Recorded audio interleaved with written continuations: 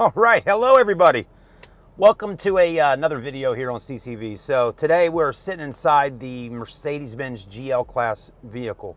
And anyways, we're gonna take it for just a quick drive up the road here, and then we'll hop out and take a look at the exterior of the vehicle and let you kind of see it.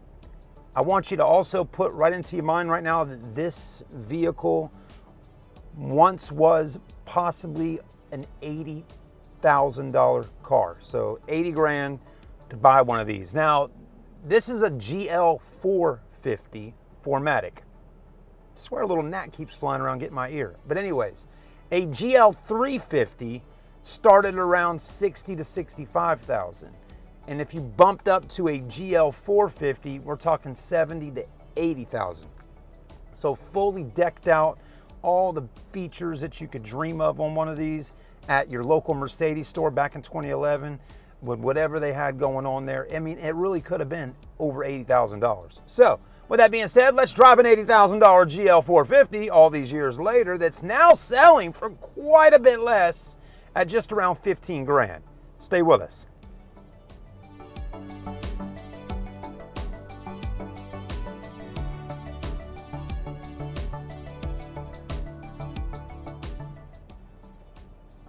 All right, everybody, you're in the driver's seat with me. Let's go ahead and pull her out and see what we got going on. So talk about a heavy vehicle. This vehicle comes into the weight class of over 5,000 pounds, weighing in at 5346. Somewhere right around there, right? Yeah. So you're talking about a full-size SUV that weighs around 5,300 pounds. Boom, man, it's heavy. And think about this for a minute. 5,300 pound vehicle that only has 335 horsepower out of a 4.7 liter V8. So anyways, could it be a little underpowered for the weight and all? Well, let's give it a little run for the money here and see what kind of power we got. Here we go, 3, 2, and 1. Well, pickup actually didn't feel too bad there. I mean, it had a little bit of that going on, you know. It kind of took off some. Now, if the vehicle was fully weighed down with all the people in it and all that, might be a little different story. But anyways, it felt fine just now. What else, right? Well, I'll tell you, this is not gonna be a cheap vehicle to work on if you buy it. I just got a feeling, you know? It's gonna be expensive to maintain. A lot of Mercedes vehicles are expensive to maintain, as we already know. But this has got air suspension on it. And how do I know it's got air suspension? I don't even gotta look it up online, because when I open the doors up, going around the car, taking pictures of it and whatnot, I can hear the air shocks adjusting themselves and all that, and I'll show you that in just a minute when we get out. So it's got air suspension, which is nice. It gives it definitely a much smoother ride. But other reasons why I think it's probably going to be expensive to maintain is just for the simple fact that it's a Mercedes Benz, and labor rates in the shop on Mercedes is not cheap. And it's just a big car. It's got a lot of technology in it, but also a lot of electronics. That's the word for it. It's got a lot of electronical components inside the vehicle.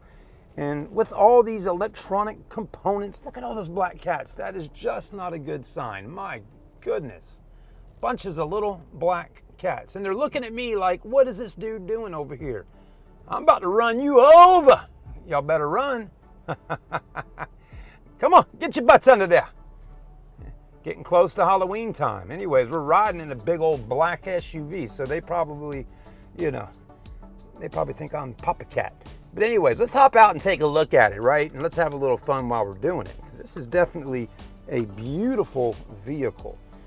So whoever buys this, I just want you to know, if you're watching my video, you need to be prepared to pay to play. Pay to play, okay? Because that's just what it's all about when you're driving high-end vehicles such as this. But let's go ahead and take a look at the outside, and then we'll come back and take a look at the inside. All right, everybody, so here is what this massive Mercedes SUV looks like. Now, a lot of people drive the ML350s, which is actually the perfect size, mid-size SUV. But the ML class Mercedes, or at least some of the ones that we sell at our store, they don't usually have third row seats in them. So if you wanted to own a Mercedes Benz and have third row seating and more room, this is really the one you got to get, right? Because it's just got a lot more space in it. Still not as big as a Suburban or a Yukon or Escalade, but that's big enough, right? And everybody should be able to fit inside of it and you know, get on down the road quite nicely. Got a nice looking front end, right? You know, Mercedes is definitely well known to give you a huge logo there, which looks good. Headlights, there you go. You got the fogs and all that. Got 2 sets of fogs. Check that out, right? I don't have one of them on right now, but the other one's on. And headlights look pretty good. They are known to do what these have done, and what I'm getting at is a lot of your older Mercedes-Benz vehicles like this, and a lot of vehicles in general, always oxidize, right? Actually, somebody was telling me that, you know, because I used to think the sun would just beat down on the lights and oxidize them. But I was told that actually it's the lights inside of there, the heat from them being on starts making the plastic do that. Now, in my opinion, I think it's probably a little bit of both, right? It's the outside heat and the inside heat. But it's just a common thing, and they just start kind of getting this haze on them. And we've done a good job of trying to bring the life back out of those, but truly, over the long haul, you may just want to buy a whole new set of headlights at some point or another. Or the cheapest route to go is to take them to a shop or do them yourself and wet sand them down and then re-clear coat them. That might be the idea. Or buff them out, right? But you're going to have to keep up with that over the years just to keep the headlights looking good. But these are looking pretty good for the most part. Not too bad. They do come with 19-inch 5-star alloy wheels. You got your standard running boards down there. A lot of LED lighting on your mirrors, right? And then on the rears. I like this is a little different, you know. A lot of cars just have black or a satin silver up there on the roof racks. I mean, this bad boy's chromed out. Check that out, isn't that kind of neat? Look at all that chrome up there. Roof looks pretty good, right? Not bad. Even got a little bit of rubber right there for a little grip. And you can probably move those around. Yeah, you can put a key in there and just move those things around if need be. Another thing that's kind of cool, hang on a minute. Well, we got a sunroof here, but in the back, believe it or not, there's another sunroof back there somewhere. It doesn't look like it though. That's kind of weird. Hold on a minute. I'll show you in a second, but the weird thing is I don't see another sunroof up top up there. But I swear I saw one earlier today when I was taking pictures of it. So there's got to be 2 of them.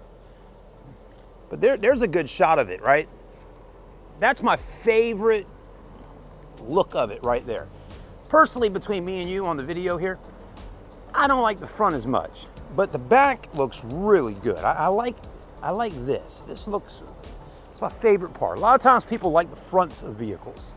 I'm liking the back. I think the back looks really good on this car.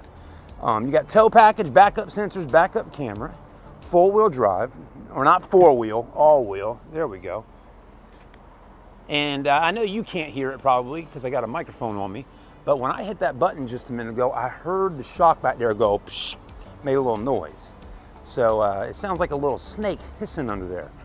And that's how we know we got air suspension. 3rd row seats, there you have it. I heard that noise again. And then we got a power 3rd row. Let's see if these bad boys still work. Hold on. There we go. I went the wrong direction with it. And this is actually a lot of rear cargo space back here. Look at that. That's nice. That's a lot of room. And you get a power outlet back here. That's nice. 115 volt, 150 watt outlet. A first aid kit, a 12 volt, a light, cup holders for the 3rd rowers. And yeah, check that out. There actually is a sunroof in the back. But oddly enough, you can't see it from back here. I'll show you. That's really kind of cool. Interesting. For a minute there, I thought my mind was playing tricks on me. Now in the back, the headrests are definitely a lot smaller on these cars, so they've given you the TVs like that, which looks nice.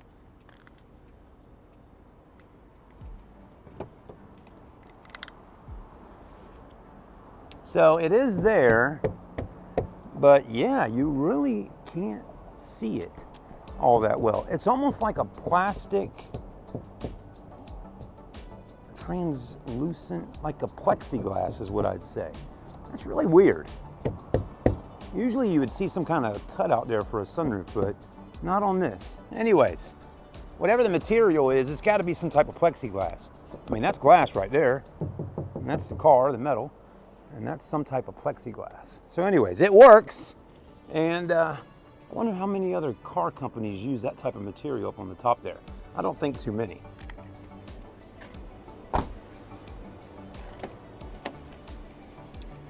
But yeah, this definitely was the creme de la creme of SUVs back in 2011. If you wanted to buy yourself a luxury SUV, this would have been it. And it's pretty nice looking, doesn't look too bad.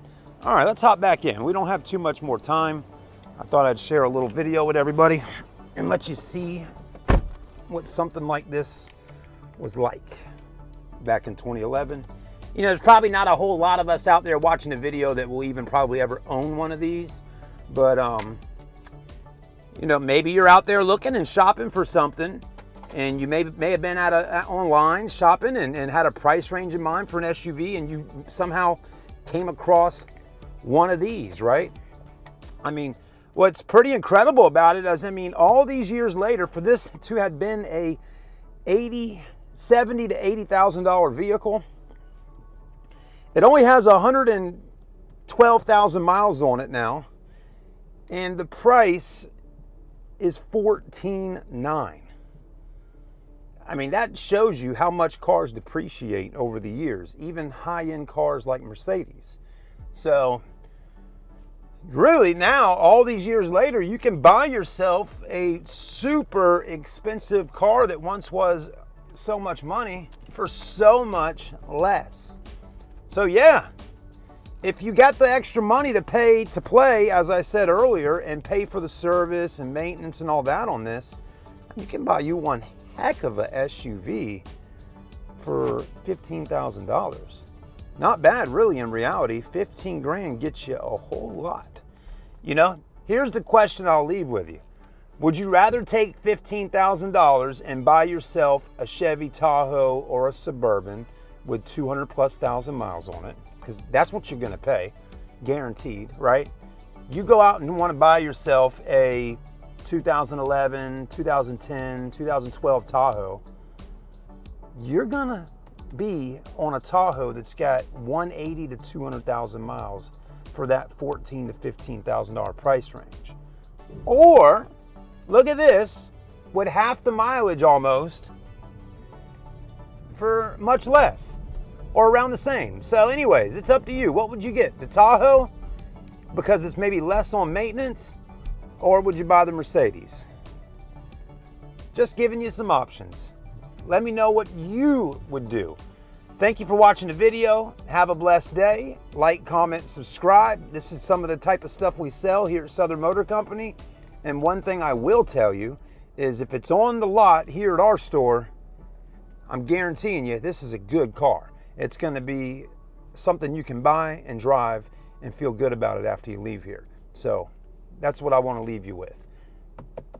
Thanks again. Have a great day. And like, comment, subscribe. We'll see you soon.